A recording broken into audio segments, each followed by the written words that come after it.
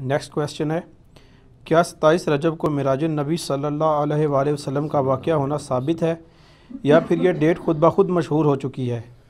واقعہ معراج کی تفصیلات بھی بتا دیں، شکریہ۔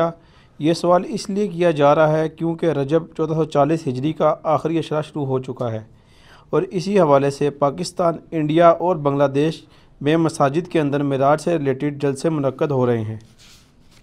ہاں جی، دیکھیں پریکٹیکلی تو اس میں تو کوئی شک نہیں ہے کہ نبی علیہ السلام کا یہ بہت بڑا معجزہ ہے، اور یہ معراج کا لفظ جو ہے غلط العام ہو چکا ہے۔ اصل میں اس معجزے کا نام ہے الاسراء والمعراج۔ نبی علیہ السلام کو صرف معراج نہیں ہوئی ہے بلکہ الاسراء بھی ہوئی ہے۔ اس لیے آپ بخاری مسلم میں احادیث اٹھا کے دیکھیں گے نا، اور آپ ان احادیث کے اوپر باب دیکھیں گے تو وہ اس نام سے ہوں گے، الاسراء والمعراج۔ الاسراء کہتے ہیں رات کے سفر کو، جو نبی علیہ السلام کو، اور اسی کے نام پہ سورت بھی ہے، سورۃ الاسراء۔ 15ویں پارے کی جو سورت ہے پہلی، سٹارٹ ہی اسے ہوتا ہے، سبحان الذی اسریٰ بعبدہ لیلا من المسجد الحرام الی المسجد الاقصی الذی بارکنا حولہ لنریہ من آیاتنا، کہ پاک ہے وہ ہستی جو اپنے بندے کو راتوں رات لے گئی بیت اللہ سے بیت المقدس کی طرف۔ یہ جو سفر تھا نا آپ کا زمینی، تقریباً اس زمانے میں تو 40 دن کا سفر تھا جو ایک رات میں طے ہوا، اسے کہتے ہیں الاسراء، یعنی رات کا سفر۔ الاسراء رات کا سفر، اور دوسرا ہے المعراج، جو بیت المقدس سے 7 آسمانوں کا جو سفر طے کروایا، بیت اللہ یعنی بیت المقدس سے لے کر سدرۃ المنتہا تک، وہ کہلاتا ہے المعراج۔ المعراج یعنی آپ کا عروج، بلندی کا سفر۔ تو یہ معجزے کا پورا نام ہے الاسراء والمعراج، یعنی نبی صلی اللہ علیہ وآلہ وسلم کا زمینی سفر بیت اللہ سے لے کر بیت المقدس تک، اور آسمانی سفر بیت المقدس سے لے کر سدرۃ المنتہا تک۔ تو یہ معجزہ باقی رہا اس کا رجب کے مہینے میں ہونا، اس کے بارے میں تو کوئی ثبوت نہیں ہے کہ کس مہینے میں ہوا، البتہ بخاری مسلم میں درجنوں احادیث موجود ہیں اس معجزے کے اوپر، ڈیٹس کوئی نہیں آئی ہیں۔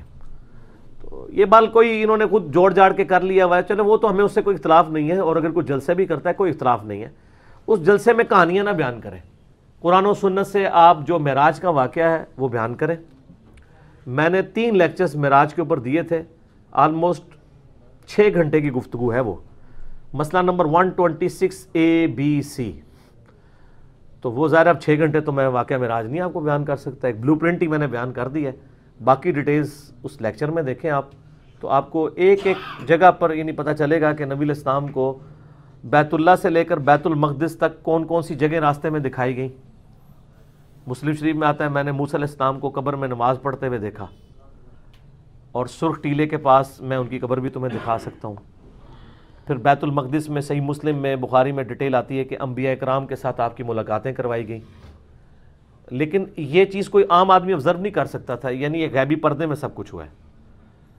حتیٰ کہ صحیح مسلم میں آتا ہے کہ جب امامت کا وقت آیا تو جبرائیل نے مجھے آگے کیا، میں نے تمام نبیوں کی امامت کروائی، پھر وہاں سے میں پہلے آسمان پہ حضرت آدم علیہ السلام سے ملاقات ہوئی، پھر اس طریقے سے آگے کرتے کرتے مختلف آسمانوں پہ مختلف پیغمبروں سے ملاقاتیں ہوئیں، جنت بھی دکھائی اللہ تعالیٰ نے، جہنم بھی دکھائی، اپنے امتیوں کے عذابات بھی مجھے وقت میں گزار کے پہلے دکھا دیے گئے، بڑی ڈیٹیلز ہیں۔ تو وہ مسئلہ 126ABC دیکھیں، بلکہ آپ واقعہ معراج، چونکہ غلط العام میں یہی لفظ چل رہا ہے تو میں اسی نام سے اسے اپلوڈ کیا، لیکن اس میں ڈیفینیشن بتائی ہے الاسراء والمعراج۔ اس کا ذکر قرآن میں بھی ہے، سورہ بنی اسرائیل کو سورۃ الاسراء بھی کہتے ہیں، اس میں نبی علیہ السلام کے رات کے سفر کا ذکر ہے، اور جو آسمانی سفر ہے اس کا ذکر سورۃ النجم میں۔ تو یہ ساری آیات میں نے کور کی ہیں، پھر احادیث بخاری مسلم سے کور کر کے پورا ایک ڈیٹیل کے ساتھ، ایک سمجھ لیں پورا وہ PhD تھیسیز ہے جو میں نے کور کیا ہے۔ پھر اس میں جتنے اختلافی موضوعات ہیں، خصوصاً اللہ تعالیٰ کے ساتھ جو ملاقات والا معاملہ ہوا ہے جس کے اوپر کئی ایک رائے پائی جاتی ہیں، اس کو میں نے ڈیٹیل سے کور کیا ہے۔ تو ایک پوری ایک ڈاکٹرائن ہے، تو وہ اس مختصر وقت میں بیان نہیں ہو سکتی۔ تو معراج کا مہینہ ہے، آپ وہ جا کے یوٹیوب پہ اس کے کلپس تو لاکھوں لوگوں نے دیکھے ہیں، اور آپ پورے لیکچر سنیں۔ 126ABC یہ 3 لیکچرز میں نے دیے تھے جب یہاں پہ سورہ بنی اسرائیل کی شروع کی آیات آئی تھی، ڈیٹیل کے ساتھ میں نے الحمدللہ۔ اور میں یہ یعنی ایک فخریہ نہیں کہہ رہا ہوں بلکہ تحدیث نعمت کے طور پہ کہہ رہا ہوں، آپ معراج کے اوپر جتنی کتابیں تقریریں سنیں گے اکثر آپ کو کہانیاں ملیں گی، لیکن وہاں پہ جو میں نے بیان کیا ہے ایک ایک حدیث کا نمبر کے ساتھ ایک ایک چیز پوری ذمہ داری کے ساتھ بیان کی ہے اللہ کے فضل سے. اور میں نے یہ بھی بتایا کہ کن لوگوں نے بغیر ذمہ داری کے کہانیاں کرائی ہیں، وہ کہانیاں بھی ایکسپوز کی ہیں. ٹھیک ہے، کیونکہ ہم تو انجینئرنگ بھی ساتھ ساتھ کر رہے ہوتے ہیں نا. دین صرف اس چیز کا نام نہیں ہے کہ آپ صحیح چیز لوگوں کو بتائیں، دین اس چیز کا بھی نام ہے کہ غلط چیز بھی بتائی جائے. اگر آپ غلط چیز نہیں بتائیں گے لوگوں کو کہ یہ غلط ہے تو صحیح کا صحیح ہونا کیسے پتہ چلے گا؟ قرآن پاک میں یعنی اللہ تعالیٰ نے تصویر کے دونوں رخ پیش کیے ہیں. عیسائیوں کے غلط عقائد کی بھی نشاندہی کیا اور صحیح عقیدہ توحید بھی بتایا. یہ نہیں ہے کہ صرف توحید بیان کی ہے اور عیسائیوں کی غلطیاں ہائی لائٹ نہیں کی ہیں.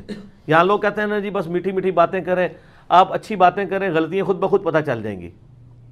اچھا، یہ کرائٹیریا ان کا اپنے لیے ہوتا ہے. خود وہ دوسروں کے بزرگوں کی غلطیاں ہائی لائٹ کر رہے ہوتے ہیں، وہ کہتے ہیں ہمارے بزرگوں کی غلطیاں نہ ہائی لائٹ کریں. نہ، ایسے نہیں ہونا. ٹھیک ہے جی جناب، تواڈے بزرگ مشین تے چڑھ رہے ہیں، دوسرے دے بزرگ بھی چڑھن گے، بچے گا کوئی نہیں، مشین تے چڑھنا ہے. ٹھیک ہے نا جی. تو کیونکہ آپ سچائی کی بات کر نہیں سکتے، اس لیے آپ دیکھیں کہ اللہ تعالیٰ نے ہر چیز جوڑوں کی شکل میں پیدا کی ہے. مرد و عورت بھی جوڑا ہے، ایون آپ کو نباتات کے اندر بھی جوڑے ملیں گے. امر بالمعروف و نہی عن المنکر، یہ بھی جوڑا ہے. نیکی کا حکم دو اور برائی سے روکو. علم اور عمل، یہ بھی جوڑا ہے. دنیا اور آخرت، یہ بھی جوڑا ہے. جنت اور دوزخ، یہ بھی جوڑا ہے. تو سر آپ ویسے تو جوڑے کو مانتے ہیں، جب بابوں کی باری آتی ہے تو آپ کہتے ہیں صرف پازیٹیو باتیں کریں. نہیں جی، آپ صرف اچھائی لوگوں کو بتا دیں، خود بخود برائی ختم ہو جائے گی. سر اس طریقے سے برائی ختم ہونی ہوتی تو یہ انجینئر محمد علی مرزا صاحب کی ویڈیوز کے آنے سے پہلے ہی ختم ہو گئی ہوتی. اب کیوں ہلچل مچ گئی ہے؟ وہ اسی لیے مچی ہے کہ دین صحیح اپنے ٹرو ایسن کے اندر بیان ہو رہا ہے.